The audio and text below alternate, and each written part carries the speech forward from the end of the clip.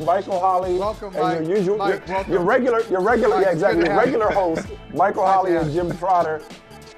Good to be a guest of the show. Love what you guys do. Just figured I'd come and hang out. Just want to be a part of the conversation. There has to be something more here that we will find out about later, but I have not had a chance in getting ready for the show to make calls on that yet. You know what, Jim and Mike, I know exactly. I love it. How about that, Mike? He said, I'm not in the habit of speaking of things that if I haven't talked to people. Be like, listen, this is what we do. Hey, we do all of it. Right. There are journalists and there are talking heads. Right. I didn't mean it like that, though. The journalists say what Jim Trotter just said. Talking heads be like, hey, everybody needs to be fired. Come on. I'm going to Amy Strunk. I'm going to everybody, the whole organization. I'm tearing it down. Is that a Walter Payton sweatshirt you have on? Oh, yes, it is. Oh, man. So we want to give you the floor because we know that you have been letting these tweets fly about this Deion Sanders situation. So the floor is yours. That was a major slap in the face. And it was one of those things where, again, these people gave you the opportunity to do the things that you're doing and to get to the next level. And all you did was stand on a stage and quickly tell people to wrap things up. All you did was try to rush the process. You couldn't just give just an extra hour at that to try to address the black press, the black media that have been covering you from day one since you rolled in, with your Cadillac and the band and the music and all the things. And then you walked out very quietly to go sign your contract before you could get on the private jet to get to Boulder. That's not cool. It's disrespectful.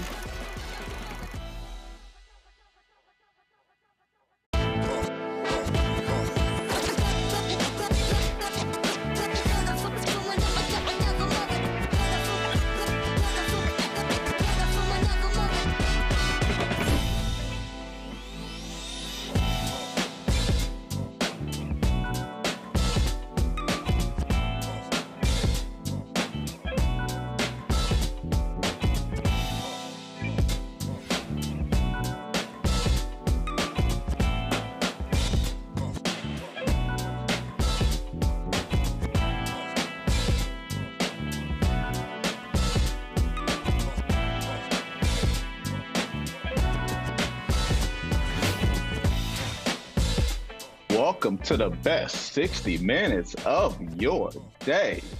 Vincent Goodwill here, along with the buddy, Natalie. Nat, how are you today? I'm well. How are you, Vince? Wonderful. As you can see, she has a very hard time saying Vince for whatever reason. She wants to call me by my government name, like she owed me some money or trying to collect some money. Those are usually the only people that call me by my birth name, and I don't think you were trying to do either one of those things.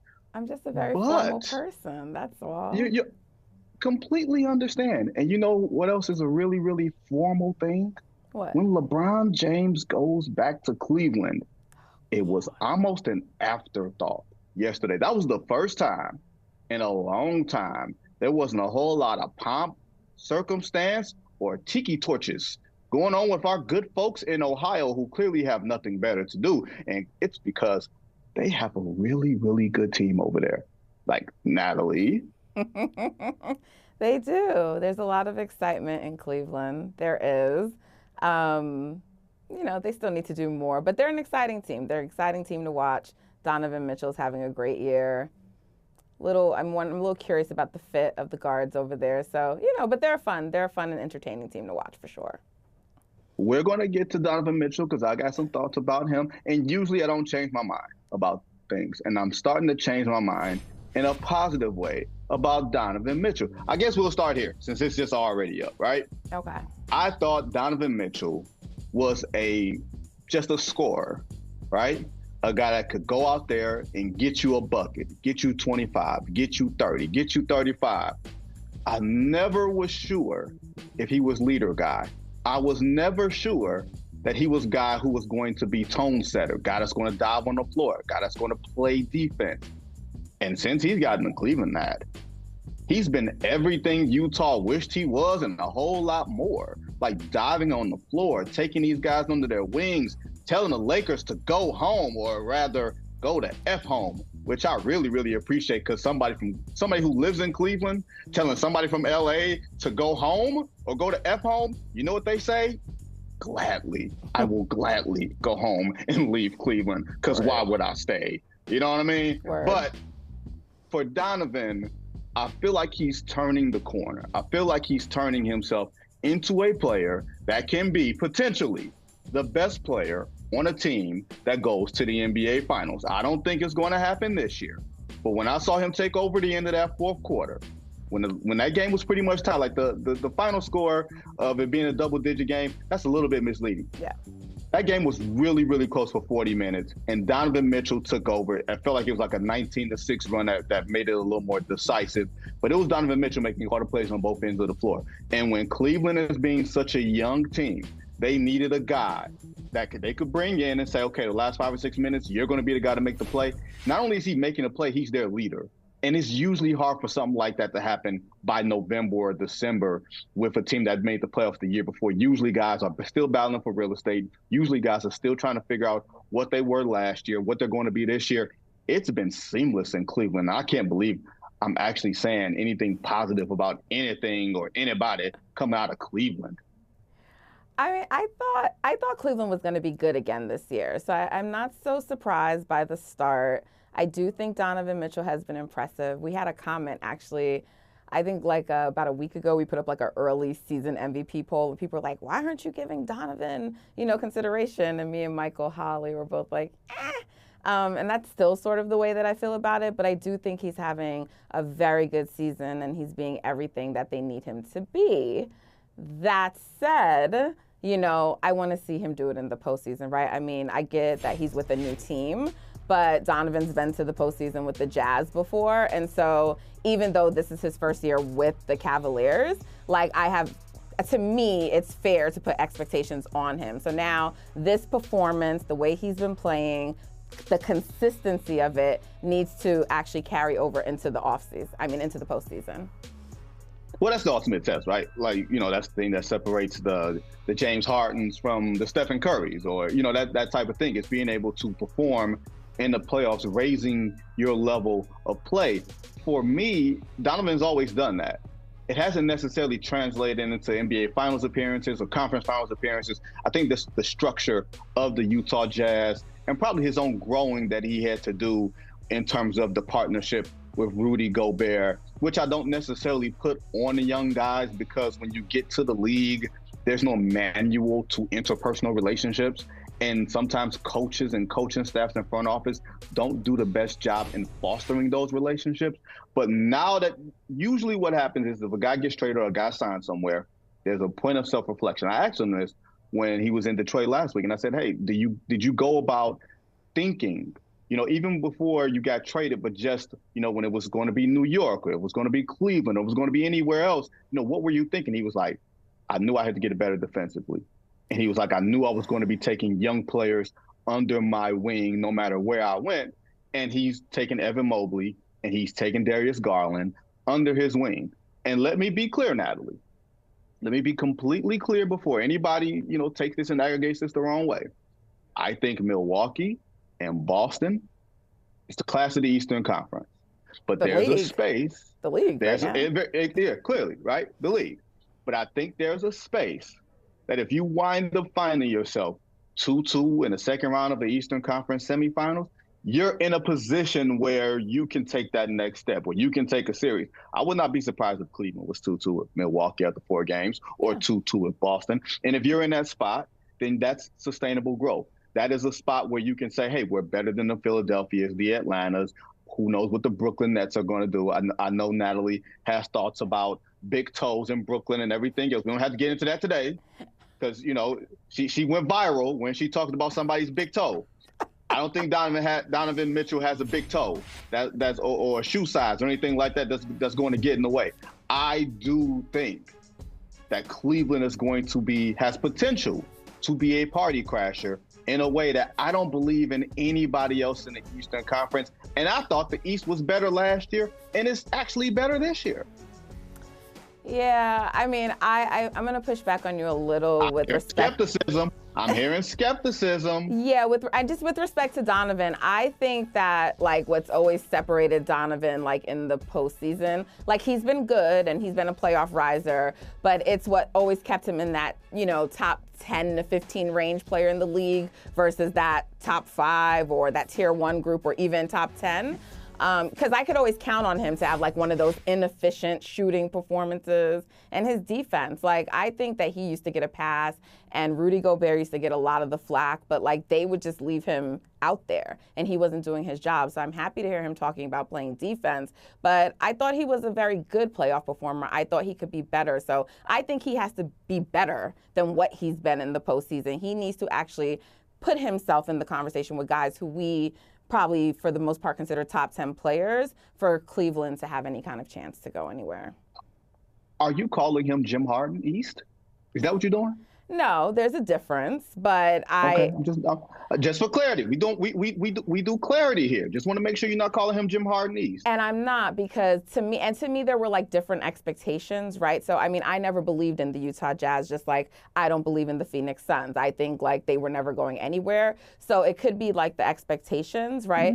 James Harden was expected. You know, those seasons with Chris Paul, they were expected. You know, I mean, this is debatable. Some people will say, oh, whatever, it was still always the Warriors. But, like, they were expected to be the team that could maybe potentially challenge. And then he just often fell short in those, you know, final games. So the expectations weren't the same for Utah. So I wouldn't compare him to, like, a James Harden. He wasn't ever considered the same class of player as James Harden. But he does need to become, you know, like, I don't right now confidently say Donovan's top 10, right? That's what I'm saying. And like he needs to like be at least a minimum in that top 10 group for Cleveland to have a chance.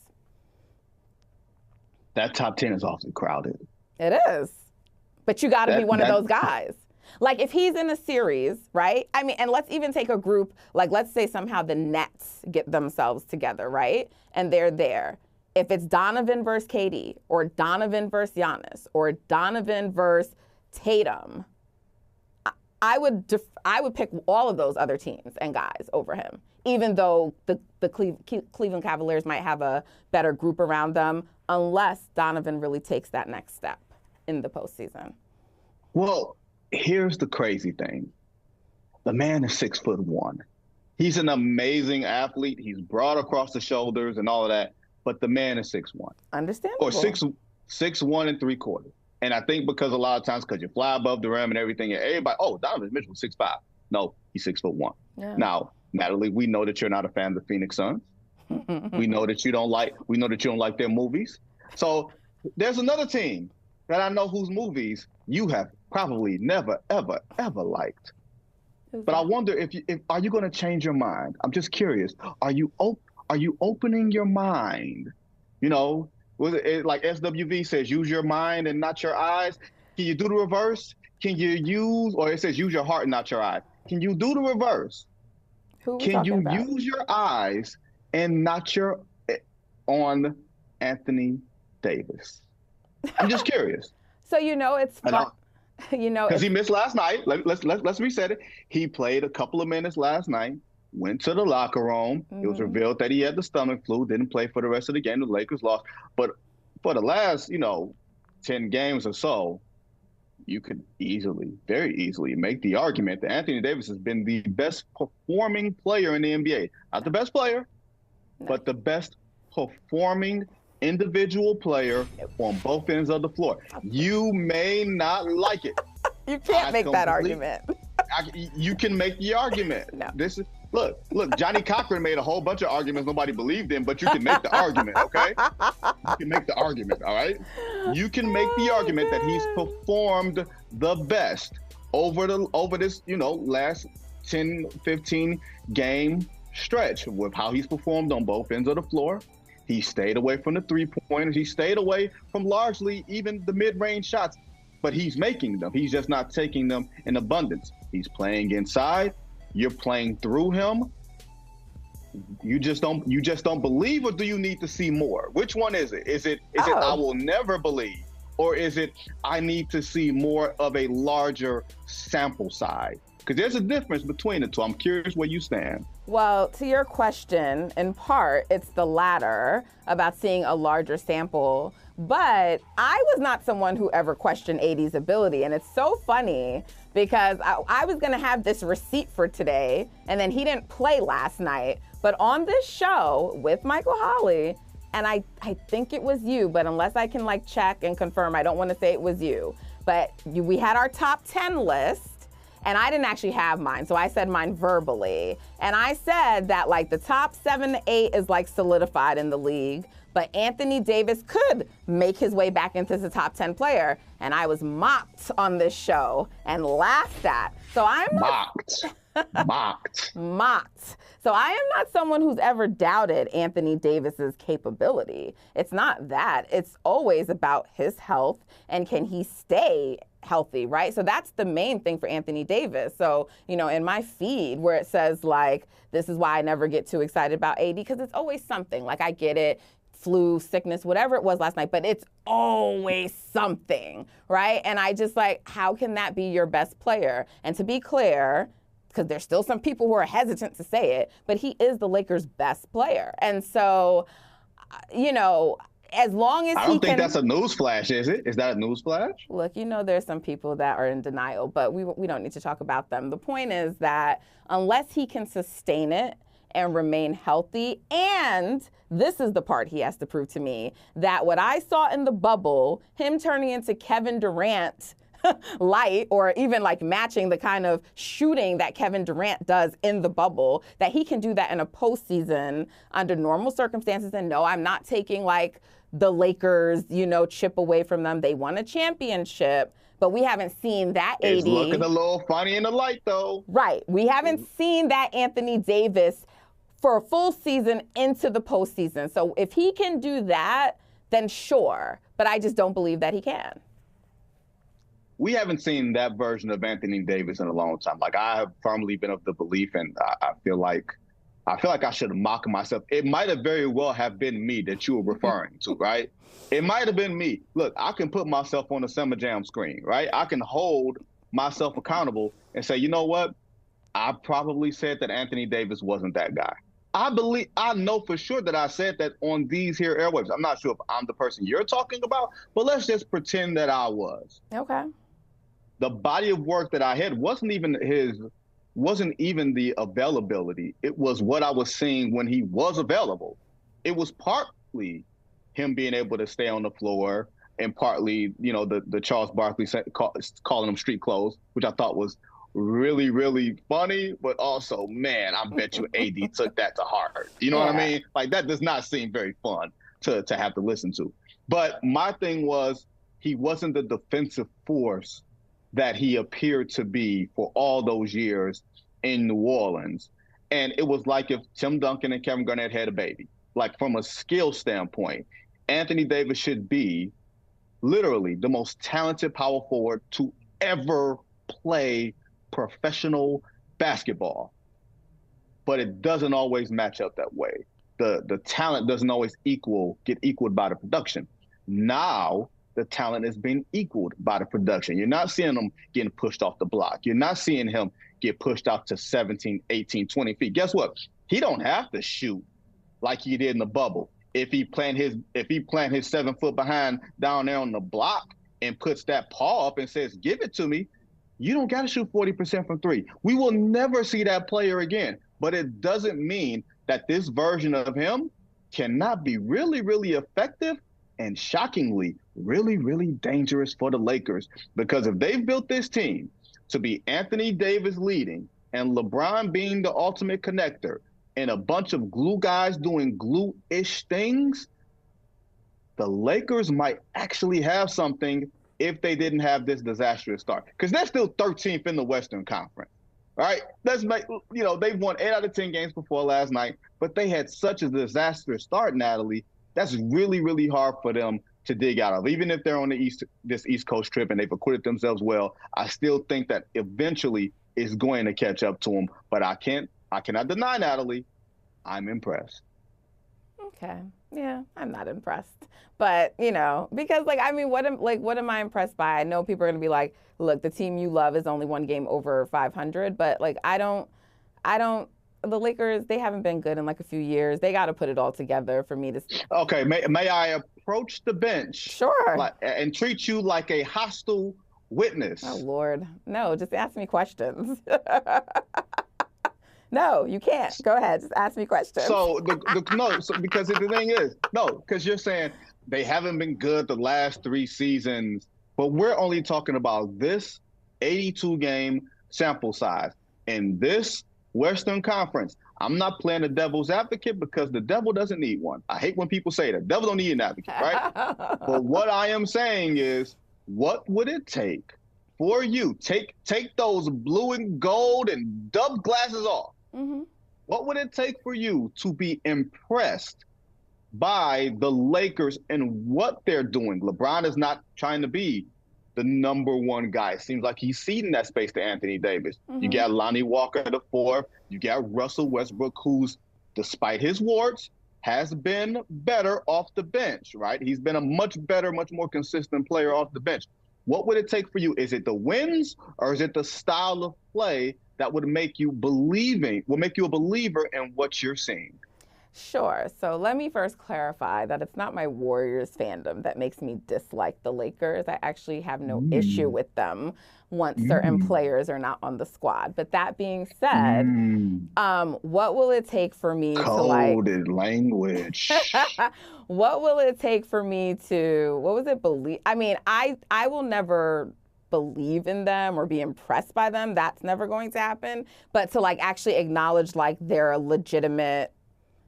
I mean, what is it even that they're legitimate? What is their ceiling? Do I think that they're going to come out the West or be at the top at the end of the season? No, I don't believe that. But can they be a legitimate playoff contender this year? Sure. But I mean, is that good for the Lakers? They have different standards. So do I think that they may actually make it out of the play-in or not be in the play-in? Potentially. Play the music, Gary. Potentially. Play the music, Gary. Play the music, Gary. I just got word salad. No, you got an answer that you just don't like. It's not for me to like or dislike. It definitely wasn't word salad. It was some Kyrie Irving level word salad. Oh no, you're not gonna do that. I'm much more clear. You much more clear than Kyrie Irving? Yes.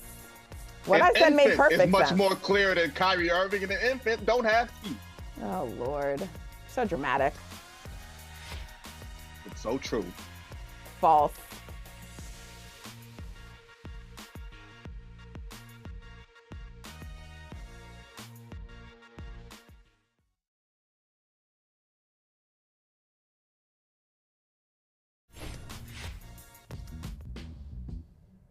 The Boston Celtics, I don't know if y'all know, they're talking about one of the better offenses in the history of the NBA. They're going out west. They got the Phoenix Suns tonight in a game that Chris Paul is expected to return after missing virtually a month. So it looks like it's going to be a pretty good game. You can find it on a 4-letter network around at 10 o'clock Eastern time tonight. But the Celtics have the best record in the league. I'm very, very curious about the thoughts of the man that we're going to bring on next. A man who has never been in the same place, that I've never seen the same place, with Taye Diggs from The Best Man and The Best Man Final Chapters and all that, who was a writer, who also went to Syracuse, who's also actually at the same time, and it's actually my mentor. Actually, y'all, the person who was most responsible for me being the agitating rabble-rouser that you see before you today. Sherrod You just ruined it for the people. You just ruined it for the people, as usual, nephew. I did. Good to be here. Nice to meet you, Natalie. Nice to meet you, too. Way to class up the show. I appreciate y'all classing up the show. Thank you, Natalie. Thank you. Appreciate it. But, thank you for saying that. But Sherrod, I'm just very curious because I've watched the Celtics and I'm beyond impressed with all of the internal drama that we don't have to get into. Where I had a one magic flub up when I was with Jim Trotter and Holly that made the rounds through YouTube that I won't reference here, but I'm sure you can find it. With all the internal stuff, with Robert Williams III being a big part of the defense, not playing, having gone through surgery. Are you surprised that the Celtics are clearly on another tier from every team in the NBA so far? Well, let me just say that the journey that the Celtics have taken to get here has been a long one that I think not a lot of people thought that they would be where they're at now. They're head and shoulders above the rest of the NBA, and they're doing it in a way that no one really saw coming. You knew Tatum was going to do what Tatum does. He's a baller. That's what they do. And Jaylen Brown has been really good, but all those other side dishes, the side pieces, the guys that are in the suburbs have come together. You can't say side pieces, Sherrod. I just did. Let the man speak. Go ahead. You can't say side pieces. See, Natalie, given the Celtics. See, you caught that, but you totally missed the long reference at the very beginning. But that's another story. Anyway, bottom line is the collective body, the collective group of the Celtics is getting it done in a way to complement their superstar players who are, again, playing at a level that I have never seen them play. I can look back at that Brooklyn game, and it really looked like Father Time was just like tapping Kevin Durant and Kyrie on the shoulder, and they're looking around, and next thing you know, you got Tatum going in for a layup. You got Jaylen Brown stealing their cookies and eating them, munching to the rim.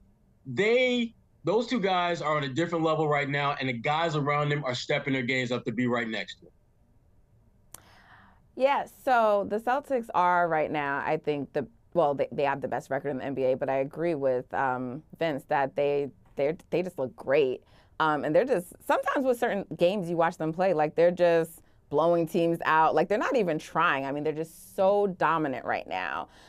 Is there any concern for them, or do you have any concern as someone so familiar with the team that having this hot start, sometimes you can get off to like a really hot start and then fizzle. Is that any concern for you at all or the team? I'm not that concerned about that, Natalie. And the main reason is because even though they're winning, obviously, a lot of games, they're not playing great basketball. I mean, basically what they're doing, their teams are playing them pretty toe-to-toe for the most part, and they just decide to just turn it up for like 5-6 minutes and blow teams out. And what they're doing, I don't know if it's going to go away because basically they're making a ton of shots, and the reason why they're making a ton of shots is because everybody's open. The ability that Tatum has to draw attention, the ability that Jaylen has to draw attention, and the ability of their guys around him to knock down open shots, it forces teams to not be able to double team, to tilt, to blitz as much as they want to, because all Tatum and Brown are doing is giving up the pill, and guys are either knocking down those shots or they'll wait till the defense gets back into man-to-man coverage and swing it back to the stars who are knocking down shots. And defensively is where I think the Celtics are to me, that's what makes them scary, because they have not been a very good defensive team. And yet you look at the last 10 games, they're ranked, I think, 12th in the NBA in defensive rating. Yeah. And that's only going to get better when Robert Williams III, a.k.a. Time Lord, comes back to the scene. And that, again, this is a team that is playing exceptional basketball right now, that has key elements that are going to return and get better. And they have been killing the load management game like nobody.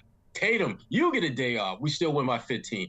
Jaylen, you get a day off, we might win by 10. Marcus, Al, y'all all get days off. They're doing they're giving the Oprah treatment to the days off, and they're winning. I had the Oprah meme in my head, so it's so funny that you said that. You get a day. You get a day. No, but and we still gonna win by 10. Right. And we still gonna win by 10. Sherrod, you have covered championship teams and championship style teams. Like contending has kind of followed you for the past 20 plus years. It's like the Sherrod Blakely stimulus package. You know what I mean? Like you covered championship teams in Detroit. And then when you saw you saw stuff going the other way, you was like, let me get up out of here and go to Boston. Very rarely do black men flee to Boston and prosperity finds them. But you seem to have figured out the game on that one. But when I look at Jayson, I had to bring that up. I did. A whiteout in Game 4 of the NBA Finals just stuck the hell out of me. A whiteout in Game 4 of the NBA Finals in Boston. Whatever. But to my point, Sherrod, you've been around Jayson Tatum since he was a rookie. Mm-hmm. I did not see him developing into this level of shot maker and complete player. I never saw him, even though he could have been the #1 pick that year and Danny Ainge swindled him, he swindled Philadelphia and everything else. I did not see Jayson Tatum as #1 pick with the Duke pedigree and everything else developing into an MVP type of player because I didn't see the athlete in him. Do you see that he's gotten to that next level? Is he truly in that upper echelon where you're talking about Steph and you're talking about Giannis and you're talking about Luka Doncic or whoever you want to put in that top 3 of basketball player category? Is he now there, or is he just playing at a high level? He's there. And I'm going to tell you why he's there. When you look at him play now, the ball boys have a real easy job because usually, when guys are out there, they got to go out and get this and wipe the sweat off with the little rags and stuff. There's no sweat coming off him. And he's still giving you 30, 7, 8 rebounds, 4, 5 assists. And he's doing it. He's light work is what he's doing to cats out there. And I didn't think that he would be as complete as he is right now, but I knew he had the potential. I go back to when he was a young kid just playing biddy ball. And when, his dad, told me a story, years ago about how, Jayson was playing really bad basketball. And he just went out there and he got in Jayson's face, jacked up this little 8, 19-year-old kid and said, you're not playing, you're playing like crap. And Jayson went out and dropped like 30, 40 points in the second half. And he was like, and that's when his dad knew, this kid, he might have something. And Jayson, I think, has always had that killer in him. It's just that now we're starting to see it on a consistent basis. And the thing that people have to remember is that it's not like he was an old player when he came to the league, or even average. He was not, in Boston, the big joke was that Jayson was 19 for like first 3 or 4 years in the league. He was 19. Now he's like a 24-year-old stud who has the experience of making deep playoff runs damn near every year. And now you don't worry about Kyrie. You don't worry about, Isaiah Thomas or not Isaiah Thomas, but just a lot of the bigger name players that he has had to kind of share the spotlight with. It's all him. And Jaylen Brown is doing his part to be that nice 1B or number 2 option. But Tatum physically speaking, he's had the tools to be a great player. I just didn't think they would come together the way they have at both ends of the floor, because I knew he could get buckets, but his defense has been real all NBA-ish lately. So I have 2 questions. I'm sorry to throw 2 at you, but I need to know. Bring it on, Natalie. We got you. So beware. I remember a time when people were just talking about splitting up Jaylen and Tatum. And now that looks like the craziest notion to ever have thought of. But Jaylen is also having an incredible season. I'm a huge Tatum fan, always have been. But do you think Jaylen still has another level to get to where Boston could legit have 2 superstars, like a top 5 player and a top 10 player? That's the first question. Oh, absolutely. And I think the biggest, the big thing with Jaylen is just his handle. He gets that handle a little bit tighter. You can't guard him, because right now you damn near can't guard him when he goes to the cup. And if you give him a 3-ball, he's knocking that down with regularity. The minute he gets to the point where he tightens up that handle and he's not committing a lot of unforced turnovers, he becomes unstoppable. So now all of a sudden you got 2 unstoppable cats, both of which are, and this is the crazy part, they're not even at their peak game. When I look at this Celtics team, they remind me of a younger version of that 2008 Celtics team where you had Kevin Garnett, Ray Allen, and Paul Pierce, who I thought were in SOS mode, state of stability. Where they were at that point, they weren't going to get any better because they were at the top of the mountain. Jayson Tatum and Jaylen Brown are damn near at the top of the mountain, and they looking up and like, yo, we still got another level or 2 we can go. And we're still killing these cats right now. That's the kind of scary part about this team with me. They got their 2 go-to guys who have the ability to dominate already, and they're not even at peak game shape yet in terms of what they can do. So, Jaylen is an absolute killer, and Tatum is too. Okay, and so on this day right now, it's very early. We're not voting. I'm not a voter. But should Jayson Tatum be considered the front runner for MVP right now? I think when I saw NBA.com's last list, he was at the top. But I just feel like all I hear is Luka, Luka, Luka, Luka buzz. And I'm like, why is Luka getting consideration? Jayson Tatum is playing incredibly, and he's leading the best team in the NBA. Yeah, I'm going to let Vinny get into his reasons why Luka is leading, because I know Vinny, he's one of mine. So I'm going to let him go there. But I'm going to say this. Tatum is without question the best player in the NBA right now. He is scoring at a high clip. He's rebounding. To me, I have best what I call player or playing the best? He is the best player right now. Woo! And I'm gonna tell you why he's the best player. Because every time that dude suits up on the floor, on a bad night he's getting you 25. On a bad night he's giving you 25, and they're beating you by 12. That's when you know you're a great player. When you don't have to be great and your team can step up and fill that void, and you still put up big numbers. His ability to score, rebound, defend, pass the ball, and make his teammates better, which to me is the essence of greatness when those around you are better. That's why I'm not on the Luka train, because I don't see cats stepping their game up with Luka on the floor. I look around at the Celtics. Derek White is shooting damn near 40%. Grant Williams, damn near 40% for three-point range. They've never done that before. And Tatum's ability to be on the floor has a lot to do with that. Yes, he's the best player in the game right now. Ooh, absolutely. I can't co-sign that, but okay. And don't bring up street clothes. Do not bring up street clothes in this conversation, because he is not that dude. Okay, now I wasn't bringing up street clothes. You know, Natalie is a member of Gold-Blooded Hive, so you know where she's going. No. I am an impartial voter here with no favoritism or anything like that. I believe the best player in the game. I believe the best player in basketball. His birthday was yesterday. So he's a Sagittarius like me, which means he's got all the calm, but there's a fire brewing underneath. Y'all know that man, Giannis? That's a more acceptable answer. That's the best player in basketball. I mean, he's that guy. Like we're not really having a discussion. Like there's a tier, Sherrod, and Jayson Tatum might be in that tier. But Giannis is at the top of the tier. Giannis got the chip. Yes. Giannis has the chip, and I will give you that. I will give you that. But listen, you're not gonna put Jayson Tatum over Stephen Curry yet, when he just killed him last year in the finals, and Steph is also playing. You said last year, right? It doesn't matter. Okay. Steph is still playing. Okay. He's still having an incredible season this year. So yeah. And his team is having a great season too. Oh wait, no, they're not. They're not. But that's okay. Neither were the Celtics last year, but they got there. It's all right. You don't got to worry about 4-time champions. They'll turn it around and fix it. Yeah. Draymond, pool. That's gonna be. I can't wait for the pool party come playoff time. Would you like a rematch? Would you like to see that? Do you think they'd want that? Assuming that would be much more enjoyable than Suns, right? That. I think everybody wants that because here's the thing I love about Golden State. First of all, I like Golden State's player. I like the way they play. I like the edge that Draymond brings to the game. You will never, ever, ever hear me criticize Draymond for that edge. He can take it a little too far, but I love it anyway. Habitual line stepper. You know what? But Vinny, I covered the Pistons, so you already know. One of my favorite players is Rasheed Wallace, as you know. So don't talk to me about crossing the lines. I will rock with the guys that cross lines, because the guys that cross lines are about one thing: winning at all costs. And if that means hurting your feelings in the process, self-control.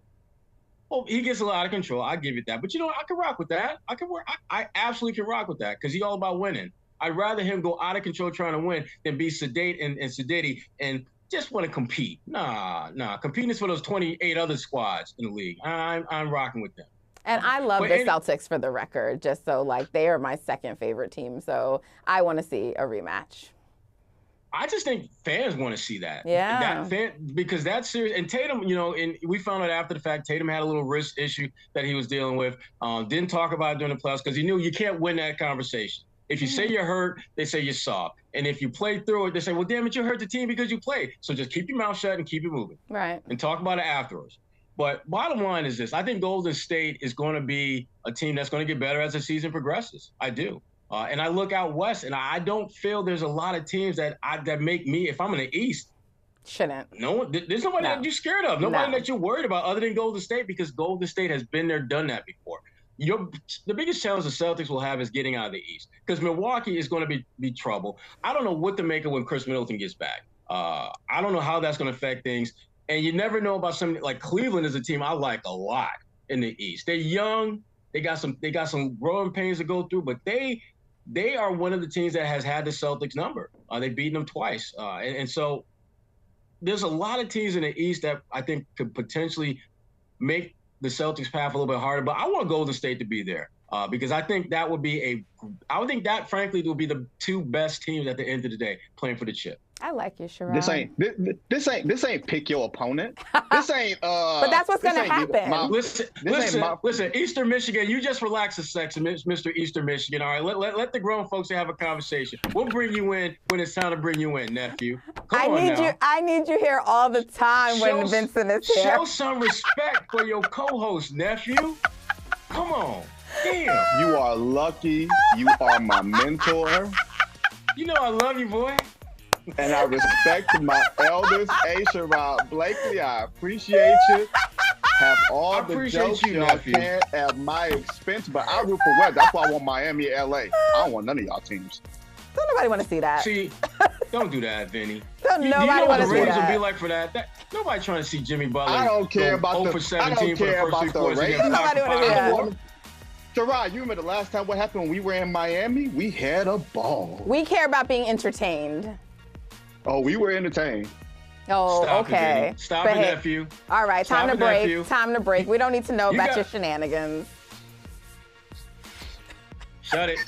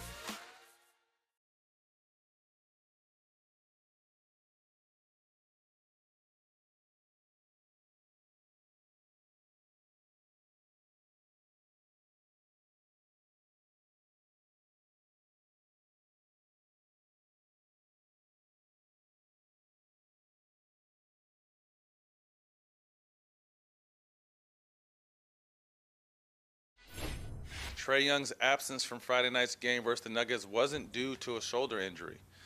Apparently, Trae came to shoot around morning, wanted to get treatment. Nate McMillan said that if you don't come out to shoot around, you won't start, you'll come off the bench, or you don't have to play. And Trae decided not to play. Neither of us are fans of Nate McMillan. Let's just put this out there. I think he's done a good job of, again, creating a foundation for this team, but it doesn't seem like he has the locker room anymore, and he's more of an old school type coach, and that's not a bad thing, but that's not what the NBA is anymore. I think there's maybe less than 5 coaches that are like these older, old school type coaches. Nate McMillan's one of them. And with all due respect, I just feel like this game has kind of passed his ways by. His approach to the game. All this stuff has kind of passed him up.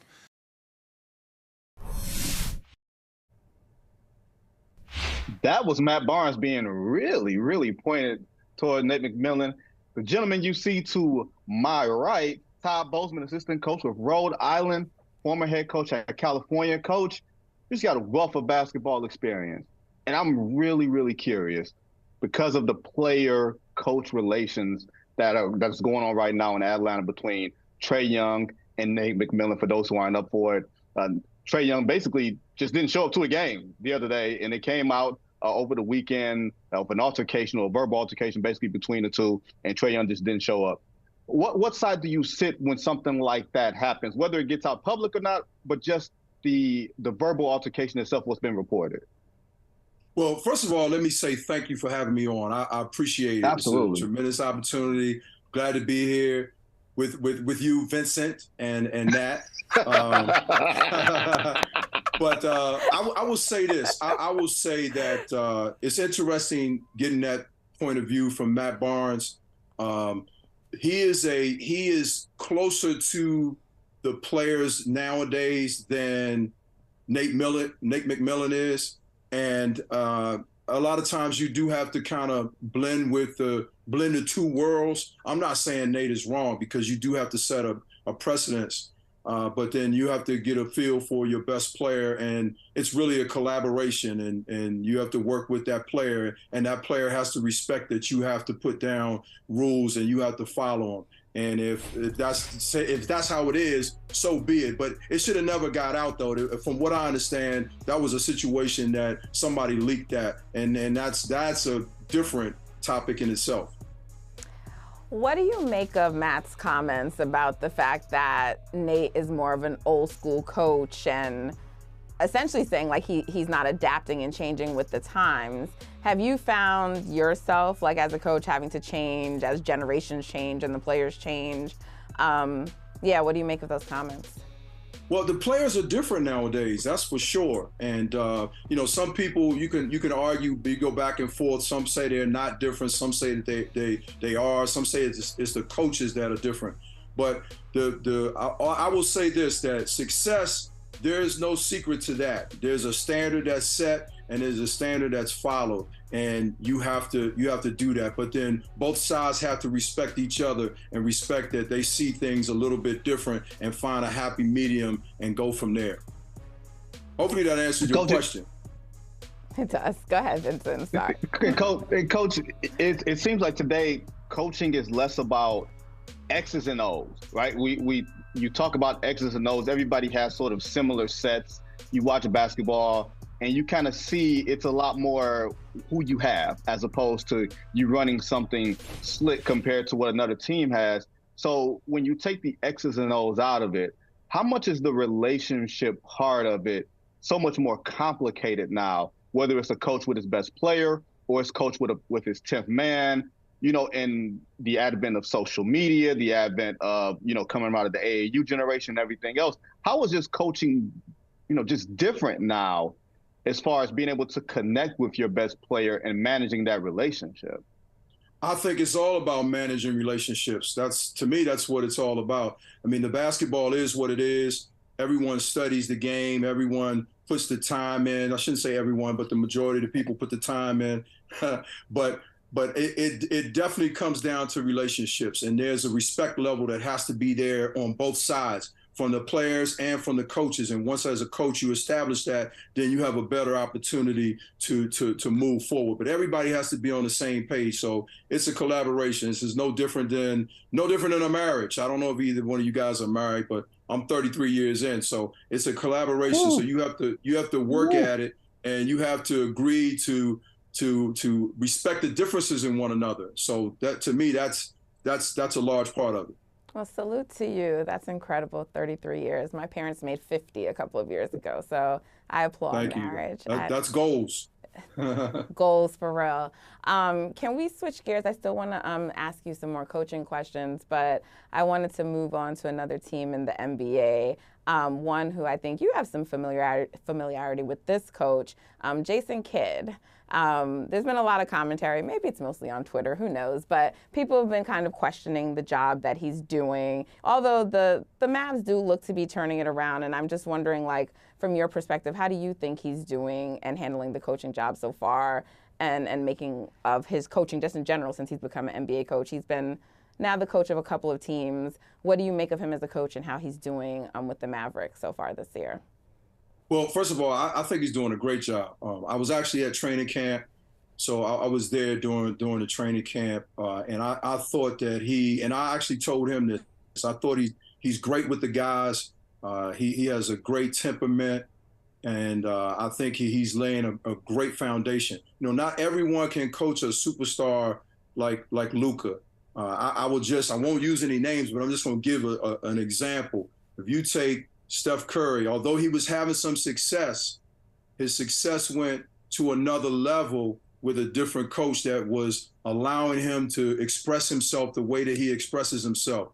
So Steph Curry could have played for a coach that wouldn't allow him the freedom to shoot threes the way that he shoots the three-pointers. So to me, that's the difference. Jay is doing, I think he's doing a great job with Luka. Luka's is a unicorn, as I would say. He's an unbelievable talent, and not everyone can have the same success level coaching a player of that talent.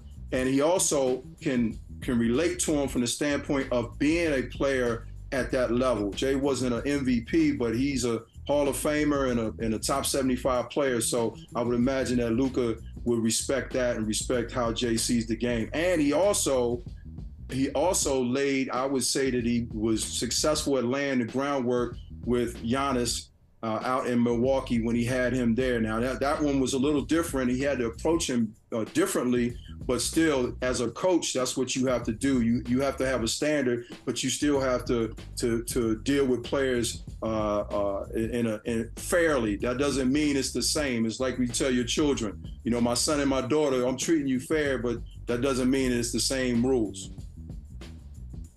Unfortunately, as a middle child, you just brought back some parental PTSD about being treated fairly and not the same. But it's funny, you brought up this great point, Coach, about him laying the groundwork for Giannis when he put the ball in Giannis's hands and allowed Giannis to make, you know, mistakes and strides as a point guard. I feel like coaching Giannis is a little bit different than coaching Luka Doncic, because people talk about, you know, the fact that Dallas doesn't have other shot creators. I feel like that's more of a function of the roster more so than a function of the coach. I feel like Jayson's doing what the roster is calling for him to do, which is put the ball in Luka's hands and have everybody eat off him. Is that the same way you see it? That is exactly the same way I see it. And I obviously I didn't do a good enough job making that point about the fact that he coached two different players and with two different sets of still two different skill sets. So I thought he did a great job with Giannis, and he's doing a great job with Luka. But you're right, to the point.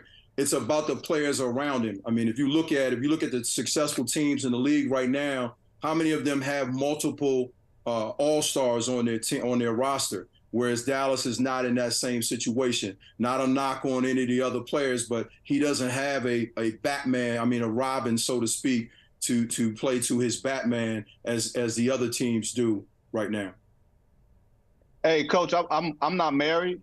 I've never been close to being married, but I feel like when we have our Love Doctor segment here on Brother From Another, we're going to have to bring you back on for some advice, because you don't see 33 years no more. I'm barely 33 years old, but I can't, you know, I ain't going to say my age, but I'm a little bit older than 33. I can't imagine keeping a relationship that long. It's got to be some secrets there. Well, first of all, I've been with her since I was 15 years old, so we've been together for a long time. And so that's number one. Number two, when you mention the middle child, I'm a middle child.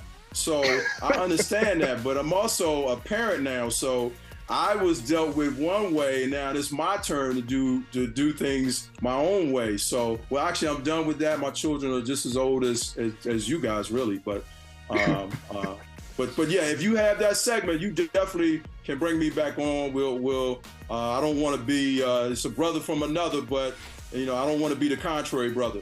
We got you. Appreciate you, Coach. We're gonna bring you on again soon. All right, thank you very much. I appreciate it, guys. Have a great one. You too. You too. Hey, thanks for watching Brother From Another on YouTube. Make sure you hit subscribe before you leave, and be sure to watch us 3 to 5 p.m. Eastern Time on Peacock. Appreciate you.